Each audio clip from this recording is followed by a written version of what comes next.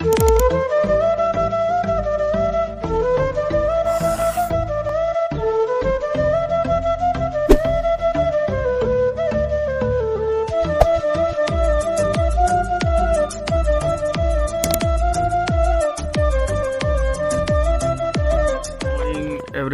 good morning students, Jai Mahadev, and wish you happy Shivratri. And this is the fourth chapter as we see here, and I just want to say you basically this chapter is very good and you understand about each and every concept about the carbon and its compound. Whether सभी चीज़ें इसमें लिखवाना तो possible नहीं होता because we are not going to track the words and trying to form the notes, but actually सभी चीजें formation तो नहीं कर सकते, बट इतना तो कर ही सकते हैं कि क्या इंपॉर्टेंट है. सो ज्यादा देर ना करते हुए स्टार्ट करते हैं. तो पहला क्वेश्चन जो आपके सामने है, give the names of the following functional group. देखो फंक्शनल ग्रुप के क्वेश्चंस 2007 में आए हुए थे और उसमें फंक्शनल ग्रुप से रिलेटेड पूछा गया था जो कि लास्ट में जुड़ता है, और फंक्शनल ग्रुप का नेम भी उसी से रिलेटेड है. जैसे OH को अल्कोहलिक ग्रुप कहते हैं, COOH को कार्बोक्सिलिक ग्रुप कहते हैं. तो OH को अल्कोहलिक ग्रुप कहते हैं और कार्बोक्सिलिक को COH कहते हैं.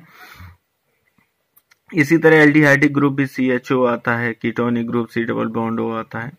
तमाम तरह की चीजें हैं. दूसरा क्वेश्चन आता है, what is the difference in the molecular formula of any two constituent members of homologous series. ऐसा इस क्वेश्चन का मतलब ये है कि 2007 में जब ये क्वेश्चन पूछा गया था तो उन्होंने ये चीज पूछी थी कि जो होमोलोगस सीरीज एक्चुअली होती है उस होमोलोगस सीरीज के बीच में क्या डिफरेंसेस आते हैं. डिफरेंसेस का मतलब कि आपका जो होमोलोगस है, जैसे मीथेन से इथेन बना, इथेन से प्रोपेन बना, तो इनके जो बनने की टेंडेंसी है, इनके बीच में क्या डिफरेंस है. तो वही डिफरेंस बताया गया कि CH2 he is the difference of to consecutive members. Consecutive का मतलब लगातार आने वाले जो मेंबर्स होते हैं होमोलोगस सीरीज में किसी ऑर्गेनिक कंपाउंड में, उसमें कितने का डिफरेंस आता है. तो डिफरेंस आता है CH2 का. तीसरा बेहतरीन क्वेश्चन आपके सामने, give a chemical test to distinguish between saturated and unsaturated. तो यहां पर केमिकल टेस्ट आपको बताना है कि सैचुरेटेड कौन सा है और अनसैचुरेटेड कौन सा. तो देखो सैचुरेटेड सॉल्यूशन कभी भी रिएक्ट नहीं करते, लेकिन अनसैचुरेटेड जो होते हैं हाइड्रोकार्बन्स वो डिकलराइज कर देते हैं ब्रोमीन वाटर को. ये आपको एक केमिकल टेस्ट याद रखना है. हालांकि इसके बारे में नहीं पूछा जाएगा, बट आपको याद जरूर रखना है कि अगर कभी ऐसा कोई क्वेश्चन आता है तो आपको बेसिकली इसको याद रखना है. Now next part is name the product formed when ethanol burn in air. Ethanol जब एयर में बर्न कराई जाएगी तो क्या बनेगा. तो carbon dioxide and water are formed. कैसे. देखो इथेनॉल को कहते हैं C2H5OH. अब आप सोचोगे सर इथेन को तो हम लोग C2H6 कहते हैं, इसके बारे में भी आगे बताया जाएगा. बट एक्चुअली क्या होता है कि हमको अपने ऑर्बिटल्स कंप्लीट करने पड़ते हैं, और उस ऑर्बिटल्स को कंप्लीट करने के दौरान होता ये है कि अगर उस जगह पर या तो हम एक ही चीज जोड़ सकते हैं, या तो हम H जोड़ दें या OH जोड़ दें, कुछ भी जोड़ना तो पड़ेगा ही. अब ऑक्सीजन को 2 इलेक्ट्रॉन चाहिए होते, एक तो उसने हाइड्रोजन से अपने साथ में जो H है उससे ले लिया, और दूसरा वो कहां से ऑर्बिटल पूरा करेगा, जो बगल में H होगा उसका बचा हुआ जो फ्री रेडिकल है उसको ऑक्सीजन की प्रेजेंस में क्या किया जाएगा, रिएक्ट कराया जाएगा. तो 2 कार्बन डाइऑक्साइड निकलेगी, 3H2O निकलेगा, हीट निकलेगी और लाइट निकलेगी. चलो आगे देखते हैं कौन सा 2 फॉर्म्स है एनर्जी के लिए लिबरेट होते हैं जब अल्कोहल को बर्न किया जाता है. तो एक फॉर्म आता है हीट का और दूसरा आता है लाइट.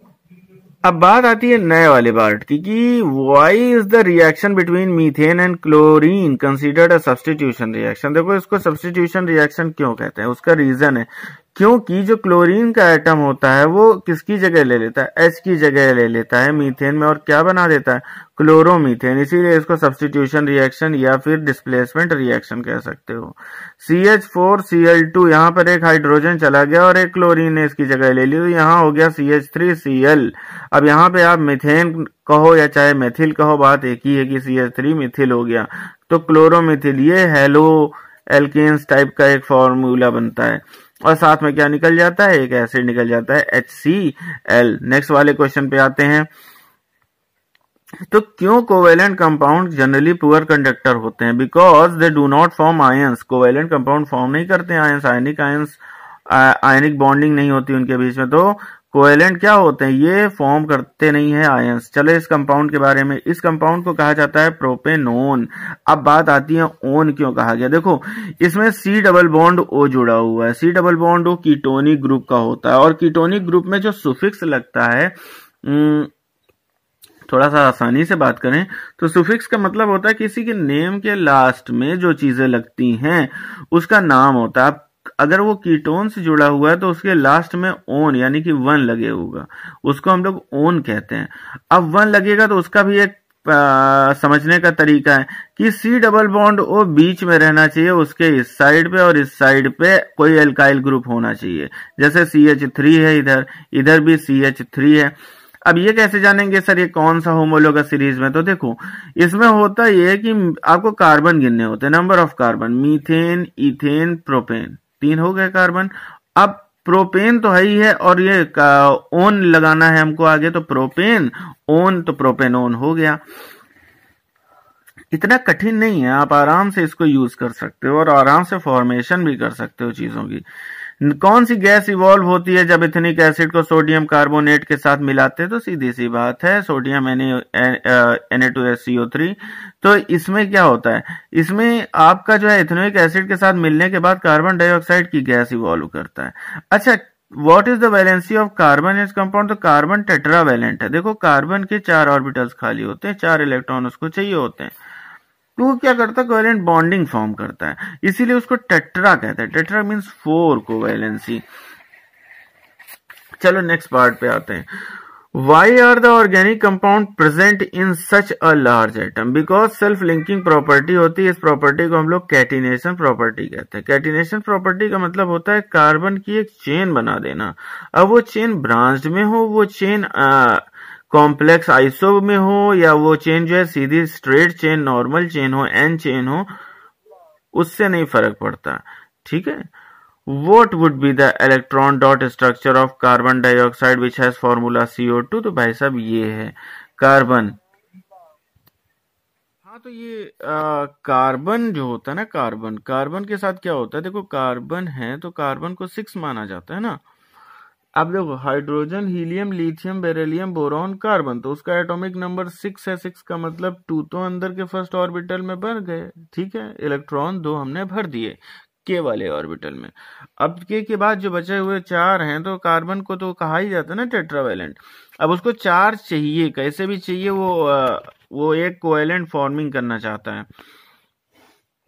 तो ऑक्सीजन को 2 चाहिए होते हैं, कार्बन को 4 चाहिए होते हैं, तो वो 2 ले लेता है, एक ऑक्सीजन से 2 ले लेता है, एक ऑक्सीजन से, और अपना ऑर्बिटल कंप्लीट कर लेता है। ऑक्सीजन को 2 चाहिए तो 2 कार्बन से यूज कर लेगा, और ये वाले ऑक्सीजन तो ये 2 कार्बन से यूज कर लेगा। इस हिसाब से ये सी डबल बॉन्ड ओ बनाता है, ठीक है। डबल बॉन्डिंग का मतलब हो गया एक ये बॉन्डिंग और एक ये बॉन्डिंग, ये 2 बॉन्डिंग हो गई। अब सल्फर, देखो आपके माइंड में आता होगा सर ये सब क्या है, ये इतना सर एसिड क्यों है। देखो क्या होता है कि हमारा जो अर्थ है, इस अर्थ में मोस्टली, इस बात को थोड़ा गंभीरता से समझना कि इस अर्थ पे वही चीज पाई जाती है जो चीजें यहाँ एग्जिस्ट करती हैं। इसका मतलब ये नहीं है कि आप कोई भी चीज बना दो। जैसे हम ऑक्सीजन है तो ऑक्सीजन को ओ बोलते हैं, मगर ओ नहीं यहाँ पे मिलता है, यहाँ मिलता है वो O2 के फॉर्म में या O3 के फॉर्म में। अगर इन दोनों के फॉर्म में नहीं मिलेगा तो हेट्रोएटॉमिक मिलेगा, यानी कि किसी के और के साथ कंपाउंड बनेगा, जैसे कार्बन मोनोऑक्साइड, कार्बन डाइऑक्साइड। तो अभी क्या है कि सल्फर है तो सल्फर S8 के फॉर्म में एग्जिस्ट करता है अर्थ में, तो इसीलिए इसका इलेक्ट्रॉन डॉट स्ट्रक्चर S8 का बनता है, ठीक है। इसको 8 कंप्लीट करने ही हैं, तो इसको 8 कंप्लीट करने होते हैं, तो 8 कंप्लीट जो है अलग अलग जगह से ले लेता है। तो इसी तरह S का जो पूरा ऑर्बिटल है वो सिंगल सिंगल बॉन्डिंग पे चारों तरफ ज्वाइन रहता है, ठीक है। आप लोग आई थिंक समझ रहे होगे बहुत आसानी से। ओके, अब देखिए इसको, how many structural isomer can you draw for pentane. अब देखो पेंटेन क्या होता है, 5 पेंटेन, 5 क्या, 5 कार्बन, 1 2 3 4 5, ठीक है, methane, ethane, propane, butane, pentane. तो ये पेंटेन मतलब 5। अभी ये वाली चेन तो नॉर्मल चेन है, एन पेंटेन होगी ना। अब यहाँ पे देखो, यहाँ पे आप ध्यान से देखो तो यहाँ पे 4 हैं यहाँ और 5वां है यहाँ, तो वो उछल के कहाँ आ गया, वो यहाँ आ गया। तो देखो हाइड्रोजन नहीं चेंज हो रहे हैं, कितने 1 2 3 4 5 6 7 8 9 10 11 12। यहां भी देखो 1 2 3 4 5 6 7 8 9 10 11 12 हो गए ना 12। अब ये 12 हो गए, लेकिन इसको बोला जाता है isomer of pentane, isopentane, isomer of pentane. और ये है नियोपेंटेन। अब ये जो CH3 यहाँ पे चल रहा था, ये CH3 एक एक्स्ट्रा यहाँ पे निकाल दिया गया, तो चेन हो गई छोटी, और छोटी का मतलब हो गया एक छोटी, यानी कि एक C ऊपर चला गया। तो यहाँ पे क्या हो रहा है 1 2 3 4 एंड 5, और यहाँ पे इनके चारों तरफ नहीं लगे। देखो एक टेट्रावैलेंट होता है तो चारों तरफ से भरना पड़ेगा, टेट्रावैलेंट होता है चारों तरफ से, टेट्रावैलेंट चारों तरफ से, टेट्रावैलेंट चारों तरफ से। इस तरह के ग्रुप को हम लोग जो है ना कभी कभी जो है ना हैलाइड्स ग्रुप, यानी कि जैसे हेलोजन ग्रुप कहते हैं, और हेलोजन ग्रुप के बाद इसको हम लोग एक सब्स्टिट्यूट का नाम देते हैं, ठीक है। खैर अभी आगे आप समझ जाओगे। कौन सी दो प्रॉपर्टीज होती हैं कार्बन की जो इनको huge amount of carbon compound form करने, तो पहला तो टेट्रावैलेंसी, चारों तरफ, और दूसरा हो गया कैटिनेशन, एक सिंगल चेन बनाने की प्रॉपर्टी, ठीक है। हालांकि फॉर्मूला साइक्लोपेंटेन का क्या होगा, अब देखो पेंटेन, इसको समझना, इसको मैं थोड़ा सा ध्यान से समझाऊंगा, इसको ध्यान से समझना। आई होप सो कि कोई समझाता नहीं होगा ये सब चीजें। तो देखो कैसे, मान लो कि आप पेंटेन की बात कर रहे हो, एन लगा हुआ है ना, एन। अब एन का फॉर्मूला क्या होता है, CnH2n+2। अब Cn का मतलब 1 2 3 4 5, तो 5 2 10 + 2 12 होना चाहिए। लेकिन यहाँ आप हाइड्रोजन गिनो 1 2 3 4 5 6 7 8 9 10, ये क्या बला है। साइक्लो बनाया, और साइक्लो बनाने के बाद हम लोगों ने क्या किया, ये फॉर्मेशन हो गया। So what's the reason behind this, the fixed reason is कि बेटा देखो क्या होता है कि actually when you are going to form this cyclopentane, जो चीज सिंगली है, जैसे ये है सिंगल, अब समझना ये सिंगल है। अब ये सिंगल में ये वाला जो हाइड्रोजन है और ये वाला जो हाइड्रोजन है, ये किसको पूरा कर रहा है, इस कार्बन की, ये जो एक बॉन्ड बना है इसका, एक इधर से इलेक्ट्रॉन एक इधर से इलेक्ट्रॉन रहेगा, और एक इधर से इलेक्ट्रॉन एक इधर से इलेक्ट्रॉन रहेगा। भाई मेरे हिसाब से यही चीज मैं आपको बताना चाहता हूं, आप इसको ध्यान से देखिएगा कि अगर मैं कहूं थोड़ी देर के लिए कि ये वाला है यहाँ पर एक आपका इस जगह पर इलेक्ट्रॉन होगा, एक इस जगह पर इलेक्ट्रॉन होगा, और एक इस जगह पर इलेक्ट्रॉन होगा, और एक इस जगह पर इलेक्ट्रॉन होगा। अब ये इलेक्ट्रॉन को पूरा कर रहा है ये हाइड्रोजन, और ये इलेक्ट्रॉन को पूरा कर रहा है ये हाइड्रोजन, ठीक है। आई थिंक आपको समझ में आ रहा होगा, ये हाइड्रोजन कर रहा है इसको पूरा, और ये हाइड्रोजन कर रहा है इस वाले को पूरा, ठीक। अपना एक देकर अगर मैं इस कार्बन को इस कार्बन के पास ले आऊं घुमाकर, क्या होगा, होगा ये कि दोनों हाइड्रोजन हट जाएंगे। क्यों हट जाएंगे, क्योंकि ये कार्बन अपना एक इसके साथ पेयरिंग करेगा कार्बन के साथ, और इस हाइड्रोजन की ना इसको जरूरत है ना इसको। इस चक्कर में इसके दो हाइड्रोजन क्या हो जाते हैं, कम हो जाते हैं। तो आप मेरी बात समझना, everybody in this earth is going to satisfy its octet.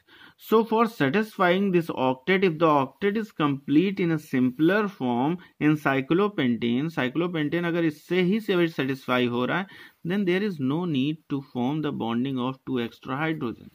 Got my point of view? अब एक स्ट्रक्चर है, स्ट्रक्चर का फॉर्मेशन क्या है कि draw the structure of the following. अब इथेनॉइक एसिड है, इथेनॉइक एसिड को हम कैसे बनाते हैं, देखो ओइक एसिड है तो इसका मतलब कार्बोक्सिलिक ग्रुप है, ओइक आता है सुफिक्स किसमें, कार्बोक्सिलिक में। और इथेन है तो इथेन को हम लिखेंगे CH3COOH, ठीक है। इथेनॉइक एसिड CH3COOH, ये होता है। अब bromopentane CH3 CH2 CH2 CH2 CH2Br।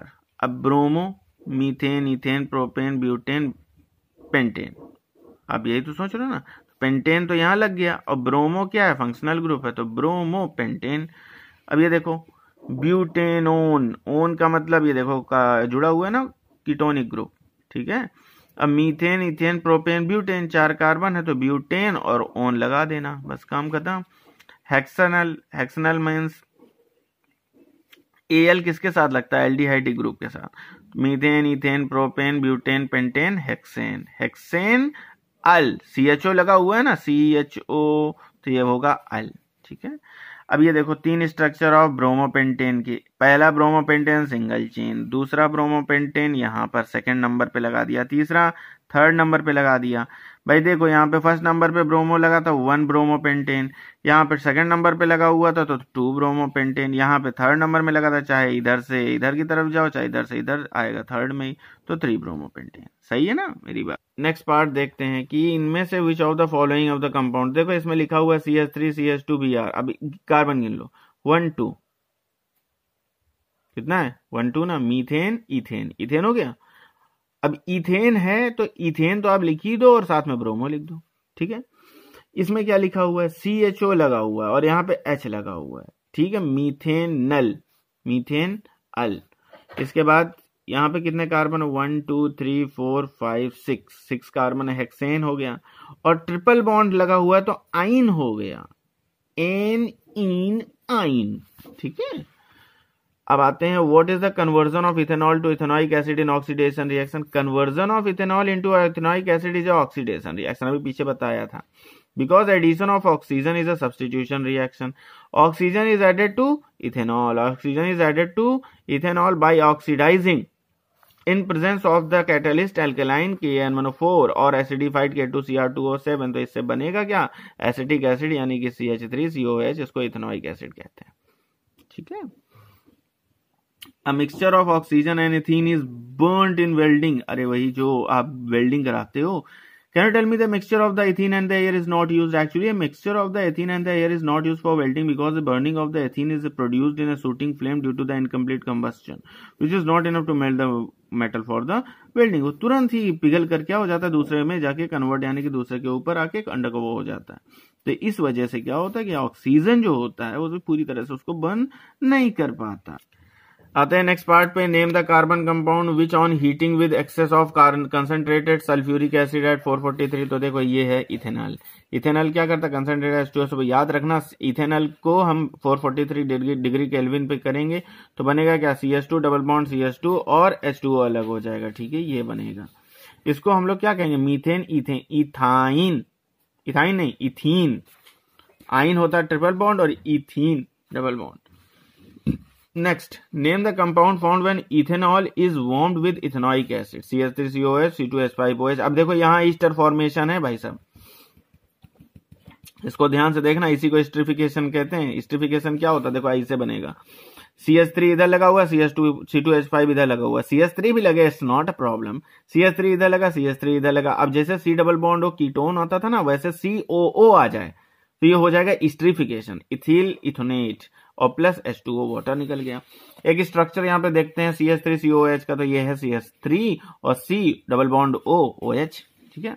Easter क्या होता है, अभी स्ट्रिफिकेशन आपको बताया, CH3COH CH3OH CH3CO, देखो CH3 आया, मेथिल इथोनेट कहा जाता है।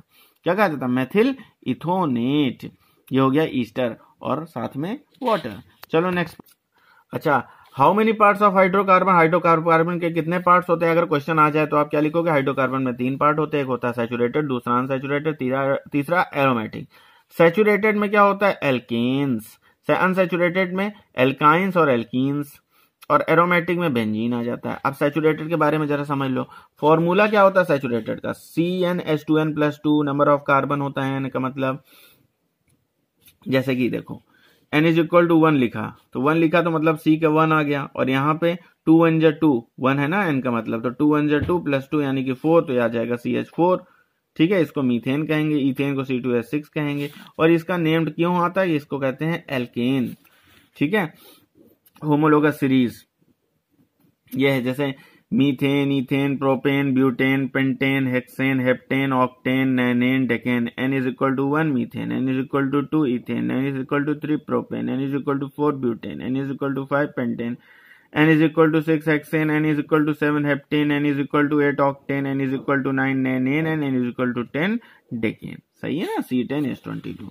स्ट्रक्चर जैसे CH4 का क्या बनाओगे, ये बना दिया, C2H6 का ये बना दिया, सिंगल ही चेन रहेगी, ध्यान रखना सिंगल ही बॉन्डिंग रहेगी इसमें। सुफिक्स क्या होता है, एन होता है। आइए नेक्स्ट पे आते हैं, अनसैचुरेटेड में क्या आपका पार्ट आता है? एल्कीन। इन में CnH2n, carbon compound connected with double bond, suffix क्या है? इन। C3H6, C2H4, C4H8, बस दो कम हो जाता है, ठीक है। जैसे मीथेन, इथेन, अब यहाँ पे देखो जैसे था CH4, तो CH4 में यहाँ CH2 हो जाएगा, ठीक है, डबल हो जाएगा। तो structure C2H4, ethene, double bond लग गया ना, डबल बॉन्ड लग गया तो डबल बॉन्ड में ये जो दोनों पॉइंट्स यानी कि दोनों के दोनों इलेक्ट्रॉन जो आए ना, इससे पहले H जोड़ रहे हैं, तब सिंगल था, H हट गए तो ये डबल बॉन्ड हो गया। उसी तरह ये है प्रोपेन, ठीक है, डबल बॉन्ड इसमें भी होगा। ब्यूटेन, ये देखो डबल बॉन्ड इसमें भी होगा, रहेगा वही, बस आपको क्या करना पड़ेगा, आपको ये करना है, मेरी बात को समझना, जैसे ये है हाइड्रोजन, ये हाइड्रोजन, इस दोनों हाइड्रोजन को हटा दो, यहाँ पे डबल बॉन्ड लगा दो, बन जाएगा, ठीक है, ये होता है। एल्काइन दूसरा फॉर्मूला CnH2n, अब की बार और 2 घटा दिया। नंबर ऑफ कार्बन, आइन इसका सुफिक्स होगा, हैविंग, इसमें कौन से बॉन्ड होती है? Triple bond. अब ट्रिपल बॉन्ड में और 2 H हट जाएंगे, जैसे C2H2, जहां पे C2H6 था वहां पे C2H4 हुआ, H4 से H2 हो गया, ट्रिपल बॉन्ड हो गए।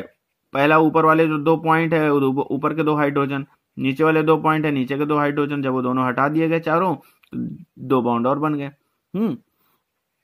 यही तरीका होता है C3H4, CH4, C triple bond CH, इसी तरह होता है, और यही आपको सीखना है, ठीक। Hydrocarbon, hydrogen plus carbon is called hydrocarbon. Homologous series क्या होती है? देखो, सीरीज ऑफ ऑर्गेनिक कंपाउंड, जैसे कभी कभी पूछ सकता है क्वेश्चन कि what do you mean by the homologous series, तो series of organic compound having same functional group, एक ही फंक्शनल ग्रुप होते हैं, लेकिन केमिकल प्रॉपर्टी और सक्सेसिव मेंबर डिफर होता है बाय CH2 यूनिट्स और 14 मास, ठीक है। CH2 का मतलब हो गया 14 ही मास उसका होता है। कार्बन कितने का होता है? 12। हाइड्रोजन कितने का होता है? 1 का, और 2 हाइड्रोजन मिलकर 2 हो गए, 12 प्लस 2 कितने हो गए? 14 मास उसका होता है।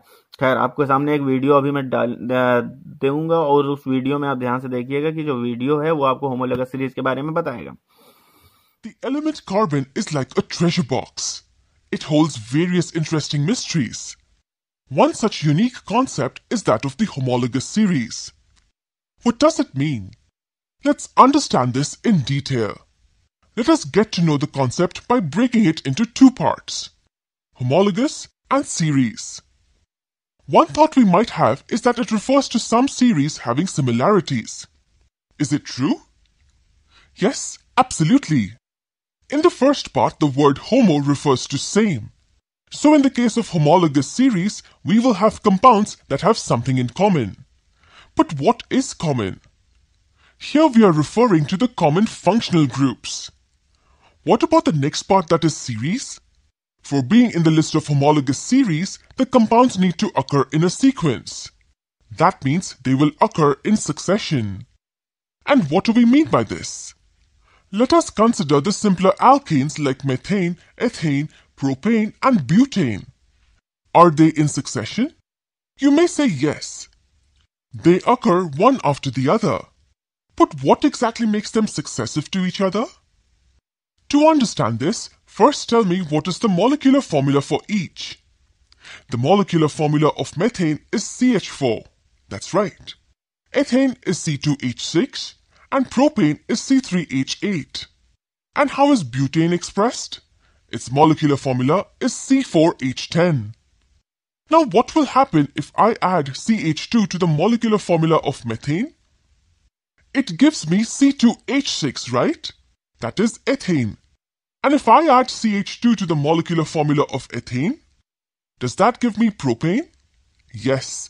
Adding CH2 to the formula C2H6 gives me C3H8, which is nothing but propane. And you know the last one. Adding CH2 to propane gives us C4H10, that is butane. Now can you tell me how exactly these compounds are in series?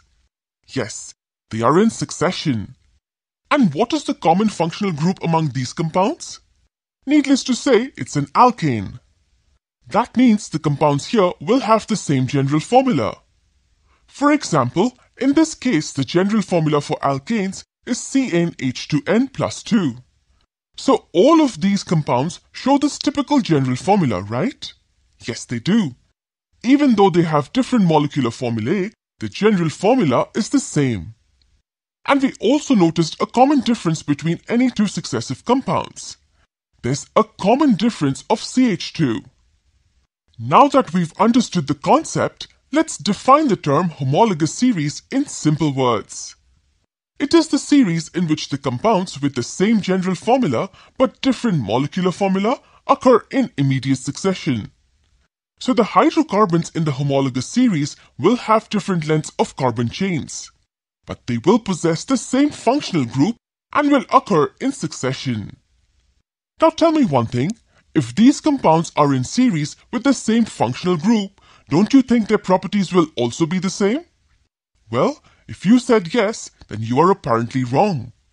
Because all the properties of elements in the homologous series are not exactly the same. The chemical properties are definitely similar as they are dependent on the functional group present. However, the physical properties show gradation as we go higher in the series. That's because the physical properties like the boiling point, melting point, solubility, and so on differ with the change in molecular mass.